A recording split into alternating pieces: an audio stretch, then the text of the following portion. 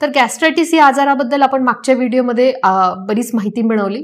आज एच पायलोरा गॅस्ट्रायटिस हा एक महत्त्वाचा आजार आहे पोटाचा, ज्याबद्दल मी आज माहिती सांगणार आहे. हा आजार कशामुळे होतो, त्याची काय लक्षणं असतात, त्याच्यावर कशा तपासण्या केल्या जातात आणि काय ट्रीटमेंट असते, या गोष्टी आपण आज या व्हिडिओमध्ये डिस्कस करणार आहोत. नमस्कार, मी doctor Pratibha Shyam Pagar Sonawane. I am a gastroenterologist. मी पोट व यकृत विकार तज्ज्ञ आहे. गेल्या 8 वर्षापासून मी नाशिक येथे प्रॅक्टिस करते. केअर रेनिसन्स हॉस्पिटल मुंबई नाका येथे माझी ओपीडी आहे.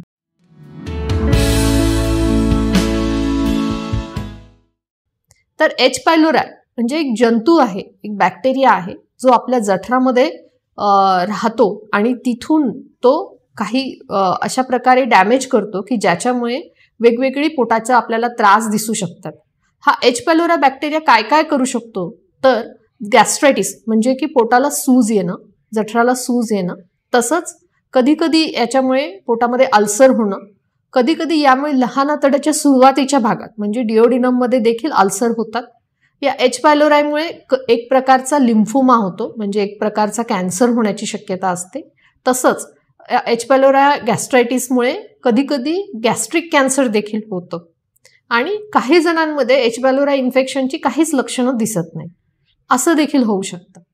तर हा एच पायलोरा नेमकं काय करतो, तर तो आपल्या स्टमकच्या लायनिंगमध्ये जाऊन तिथे ॲसिड सिक्रेशन वाढवतो आणि तिथे सूज यायला सुरुवात होते. आपण हे बघूयात. या जंतूमुळे बऱ्याचदा जठराच्या लायनिंग्सला पूर्ण सूज येते, म्हणजेच की स्टमकला पूर्ण सूज यायला सुरुवात होते. तसंच कधी कधी त्याच्यामुळे अल्सर बनतं, म्हणजे जे की जखमा होतात, आणि कधी कधी मोठं अल्सर देखील होतं, ज्याच्यामुळे ब्लिडिंग होऊ शकतं, रक्तस्राव होऊ शकतो. तसंच या बॅक्टेरियामुळे कधी कधी कॅन्सर देखील होतो, याच्यामुळे कॅन्सरचा धोका वाढतो. तर हा एच पायलोरा गॅस्ट्रायटिस ही एक कॉमन समस्या आहे. त्याच्यामुळे शक्यतो गॅस्ट्रायटिस म्हणजे सूज येणं ही कॉमन प्रॉब्लेम आपल्याला दिसतो आणि त्याची लक्षणं बऱ्याचदा आपल्याला दिसतात. तर ह्या एच पायलोरामुळे वेगवेगळ्या प्रकारची लक्षणं दिसतात. जसं त्यांनी जर गॅस्ट्रायटिस केलं असेल तर गॅस्ट्रायटिसमुळे होणारी लक्षणं जसे की पोटाच्या वरच्या भागात दुखणे, उलटी मळमळ होणे, पोट फुगणे किंवा जेवण पचायला त्रास होणे, मळमळल्यासारखं होणे, अशी लक्षणं दिसतात. जर समजा अल्सर झालं असेल तर जेवल्यानंतर पोटातलं दुखणं वाढतं किंवा कधी कधी रक्ताची उलटी होते किंवा काळ्या रंगाची शौचास होते, अशी देखील लक्षणं दिसतात. किंवा अचानक हिमोग्लोबिन कमी होतं, ज्याचं कारण कधी कधी सापडत नाही आणि मग आपण तपासणी केल्यावर लक्षात येतं की आतमध्ये अल्सर होतं आणि एच पायलोरा इन्फेक्शन होतं.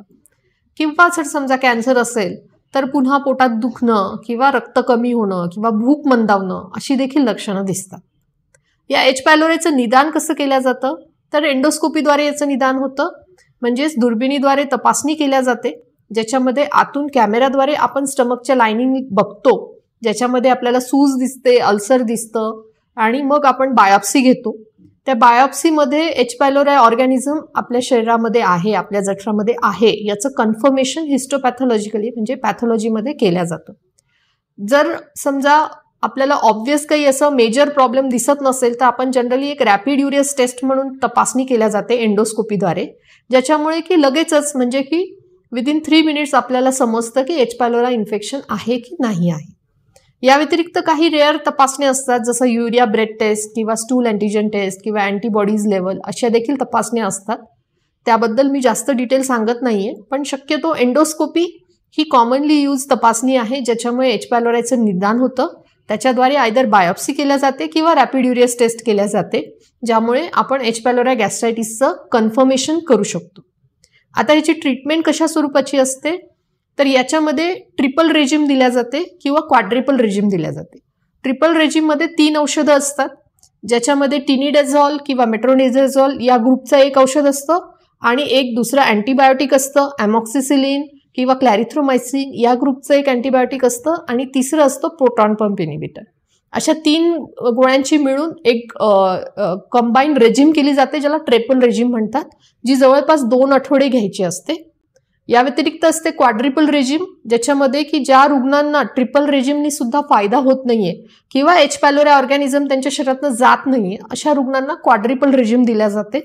त्याच्यामध्ये 4था एजंट ऍड केला जातो, जो असतो की बिस्मथ. या ट्रिपल रेजिम आणि क्वाड्रिपल रेजिम व्यतिरिक्त काही औषधं दिल्या जातात. डिपेंडिंग ऑन पेशंटला कुठल्या प्रकारची लक्षणं आहेत त्यानुसार ही इतर औषधं पण दिल्या जातात. तर याबद्दल एच पायलोरा गॅस्ट्रायटिस बद्दल तुम्हाला जर काही शंका असतील तर नक्कीच मला विचारा. माझा व्हिडिओ जर तुम्हाला चांगला वाटत असेल तर नक्कीच फॉरवर्ड करा आणि माझ्या चॅनलला सबस्क्राईब करा. थँक्यू.